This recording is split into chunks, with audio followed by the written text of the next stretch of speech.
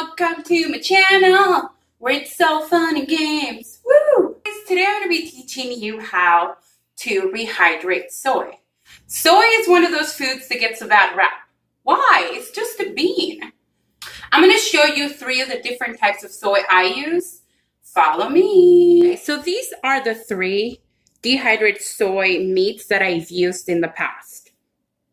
This one here I have used for making tacos to mimic ground beef. I have used it for chicken. You can use it for anything. I know that people have used it for a type of fish like ceviche or any other things. As per the picture, they're using it for ceviche. Now, you can buy this in a lot of stores. If you buy it at your local grocery store, it will be a lot more affordable than if you were to buy it at a health store. At a health store, a smaller bag, maybe half of this, will probably go for $6, where I bought this at my Mexican grocery store or Latin food store, and I bought it for under $2, and it's a lot bigger. Now, it might not seem like a lot, but remember that it does rehydrates. It triples in size. So this is a bigger version of this. They also have the smaller bits, and those can be used for other things, but this one is a great alternative. Now, the soy curls right here also have the texture of like bigger pieces of chicken. You can shred it, you can leave it. I know a lot of people use it for to mimic pork. Remember, you can add any flavor you like. So these curls and all of the meats will take in the flavors that you put into them. So this is one of the options that I like to use. So this is what the soy curls look like, dried up. They don't really have a taste, but when you rehydrate them, they gain in size and they look like meat. They have a meaty texture.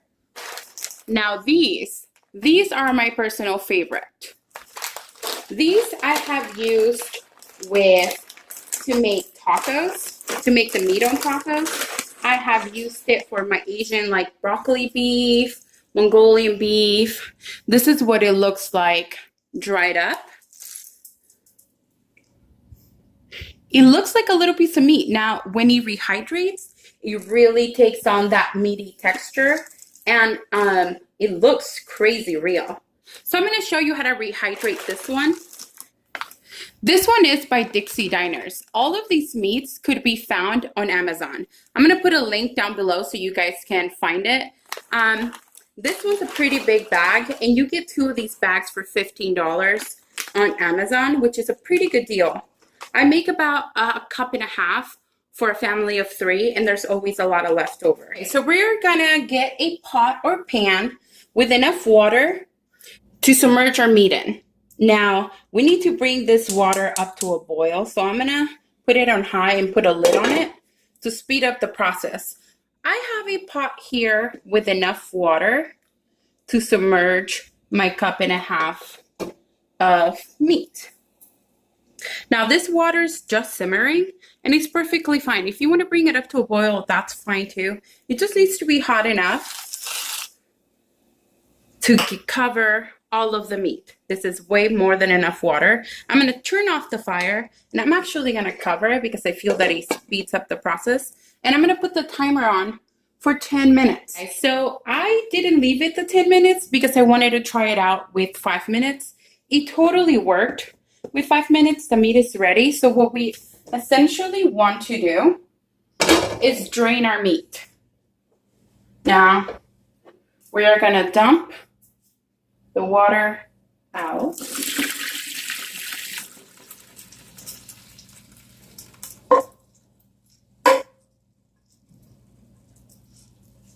And I'm going to put this here. So when I wring the meat out, I put it back in there. Now, my husband washes the dishes, so the least dishes I make while cooking, the better it is for us. So we're going to rinse the meat out with cold water, so it makes the meat more manageable. I like to rinse the meat out because I feel that it has a scent when it's in the bag of cereal. I don't know why it reminds me of that, but you just want to rinse it out. This is what I do. So I rinse it out really good. It cools it down so I can manage this meat. So once you already rinsed it out, like this, you want to get rid of all the water. So these are like sponges. So they absorb a lot of water. So we got to squeeze it out. So this is what I do. I grab a big handful of it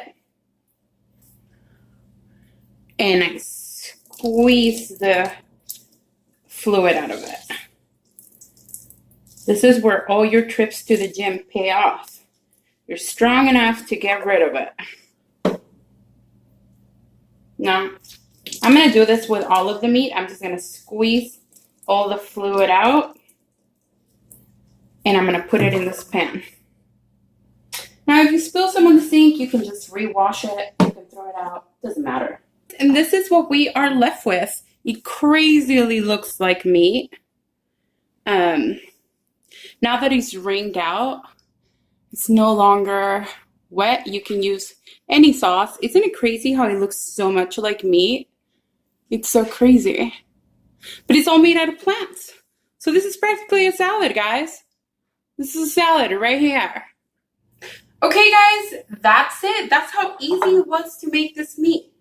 I suggest that you guys get it. It's so good. If you're just transitioning into being plant-based or veganism, this totally helps the transition. I didn't find out about this till a few months after our transition, but it totally has changed my life. Now, a funny story, when I did our annual Halloween party, I actually didn't tell any of my guests that we were vegan, and the whole party had vegan food. I made tacos. No one knew that they weren't real meat. They were shocked when I told them at the end of the party. They were in disbelief. They were looking at their meat, at their tacos, and they were like, this is not meat? I'm like, no, it's plants. It's made out of soy. They were quite shocked. I thought it was so hilarious, and it's a great alternative. You don't have to be vegan to eat this. You can just do it for meatless Mondays or Wednesdays, Thursdays, Fridays, Saturdays, Sundays, but you don't have to be vegan to do these alternatives. Once a week is totally fine. I hope you found this video helpful. Let me know in the comments below. Don't forget to subscribe, like, and share. I'm SaharBelle, and this is on Learning Everything with SaharBelle. I'll see you next time.